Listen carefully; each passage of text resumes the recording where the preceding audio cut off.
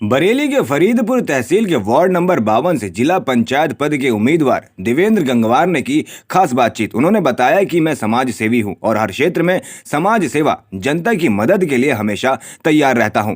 देवेंद्र गंगवार एक एनजीओ में कार्य करते हैं। एनजीओ के माध्यम से क्षेत्र के गरीब जनता की मदद करते हैं। उन्होंने क्षेत्र में गरीब लड़कियों को एनजीओ की मदद से साइकिल बांटने का कार्य किया और युवाओं को खेल कूद में सहयोग करते हैं। आपका नाम? मेरा नाम देवेंद्र गंगवार और मैं दौलतपुर कराना का निवासी हूँ और मेरी योग्यता है एमए और मैं जिला पंचायत वार्ड 52 से प्रत्याशी हूँ। विकास कार्यों के बारे में क्या कहेंगे? विकास कार्यों में मान लो जैसे मैं अगर यहाँ से एक जीत के आता हूँ या लोग मुझे पसंद करते हैं, मुझे जिताते हैं, तो उसके बाद मेरा भरसक प्रयास यही रहेगा कि जो भी यहाँ पे जितनी भी मतलब समस्याएं थी लोगों को नोट की थी, उनको सबसे पहले उन्हीं को ख़त्म करने का मेरा जो मुद्दा है वो रहेगा और उनको करा के भी मैं दिखाऊंगा। देवेंद्र जी, आप अपने बारे में बताइए कि आप क्या जनता से जुड़े रहते हैं? आपने समाज सेवा के लिए क्या किया अब तक? जी, मैं बिल्कुल इस पर प्रकाश डालूंगा। लगभग 2012 से मैं अपने यूथ और अपने गांव में जनता के बीच रहा हूं और उनको अनेक माध्यमों से, चाहे वो आप खिलाड़ी के माध्यम से हो या कोई पुअर फैमिली है तो उसके जो आर्थिक स्थिति अगर देख के उसको हम मदद करते हैं। और हमारा राजनीति में आने का कोई मकसद नहीं है, बट ये है कि जो हम दशा जब देखते हैं, लोग कहते हैं कि हम राजनीति में आने के बाद ये करते हैं, ऐसे करते हैं, उसको एक ही हम वैसे भी कर सकते हैं और आने के बाद क्या है कि जो हमारा पक्ष मजबूत होता है। इसलिए हमको कि हमारे गांव में हम कोई बात नहीं कह पाते हैं, सत्ता पक्ष या कुछ भी समझ लेते हैं लोग कि उनके दबाव में आके वो कर देते हैं, मगर हमारा मकसद क्या है कि मुझे किसी के दबाव में ना आकर मेरे गांव में या मेरे क्षेत्र में जो भी विकास होगा तो कम से कम विकास दिखाई दे। आप अपने अब तक के समाज सेवा कार्य में कुछ ऐसा कार्य बताइए जो एक काफ़ी लोगों को याद रहे और लोगों के लिए खास हो।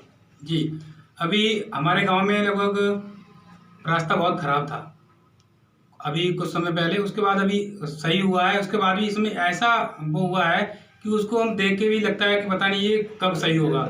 और हमने गांव में लगभग में वृद्धा पेंशन है, विकलांग पेंशन है और ट्राई साइकिल वगैरह ऐसे कई सारे उपकरण उन लोगों तक एक एनजीओ के माध्यम से पहुंचाए हैं। और मेरा जो वर्क है वो युवाओं के बीच, क्योंकि मैं नेहरू युवा केंद्र भारत सरकार में एज ए टीओटी जो जिला प्रशिक्षक के पद का होता है उसमें हम काम कर रहे हैं। और उसमें हमारे ब्लॉक के लगभग 92 ग्राम पंचायतें हैं, उनमें लगभग मैं अभी प्रेजेंट टाइम मैंने लगभग 50 यूथ क्लब बनाए हैं। और जो हमने पहले जो हमने किया था उसके लिए जैसे मान लो अगर बच्चा बहुत अच्छा खेलता है तो उसमें हमारे यहाँ से कई ऐसे खिलाड़ी निकल के गए हैं, वो आज आर्मी में जॉब कर रहे हैं।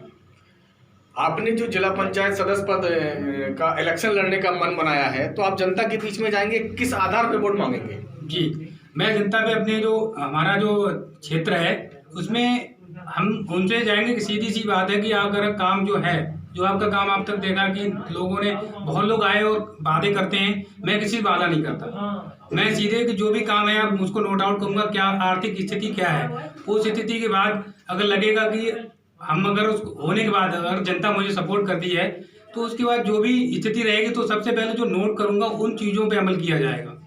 आपके वार्ड में आपको क्या लगता है, आप जीतने के बाद ऐसे कौन से कार्य कराएंगे जो आपके लग रहा है कि उसकी ज़रूरत है जनता को उस कार्य की? जी, अभी हमारे मैं जाता हूँ क्षेत्र में तो बहुत सारे गांव अभी भी ऐसे हैं कि उनको लिंक रोड से जोड़ तो दिया गया है।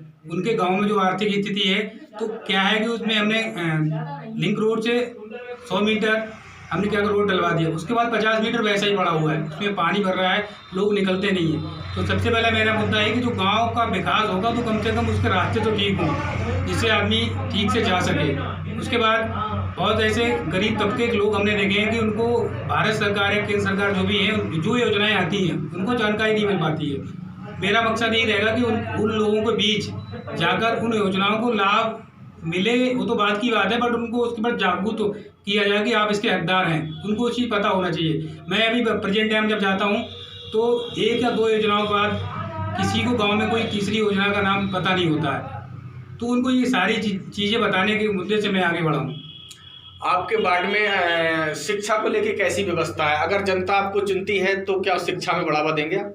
हाँ, शिक्षा बिल्कुल। जो हमारे मैं काम भी कर रहा हूँ कि जो शिक्षित बेरोजगार हैं उनके लिए हम वॉलंटियरिंग का जो काम करते हैं उनके लिए स्वरोजगार, स्वतः रोजगार, सिलाई सेंटर वगैरह जो है वो हमारे नेहरूआ के माध्यम से चलाए जाते हैं उसमें। और उनकी शिक्षा पर दिए कि अगर कोई बच्चा पढ़ना चाहता है तो उसको एक मेरे से जो हो सकेगा किसी कॉलेज में या कहीं भी उसको रजिस्टर कराकर, और शिक्षा के स्तर कि जैसे लग रहा है कि कहीं पे बहुत सारे दूर स्कूल है, मतलब गाँव से लिंक रोड से दूर है, दिक्कतें हो रही हैं, तो उसके लिए कोई ना कोई प्रयास किया जाए। क्षेत्र व देश की जनता से कोई संदेश देना चाहते हैं? हाँ, जनता को ये कि हम जो भी कोरोना चल रहा है उसमें हम लोग मास्क बिल्कुल लगा कर रखें और जो भी गाइडलाइन उनका पालन करें, 2 गज की दूरी, भीड़ वाले जगह पे कम जाएं, और बहुत ज़रूरत हो तभी घर से बाहर या कहीं भीड़ वाली जगह पे जाएं। और उसके बाद जब हम बचाव करेंगे तो हम खुद स्वस्थ रहेंगे, हमारी जनता स्वस्थ रहेगी, हमारा देश स्वस्थ रहेगा, और उसी साथ हमारा जो है आगे की पीढ़ी स्वस्थ रहेगी। जय हिंद, जय भारत।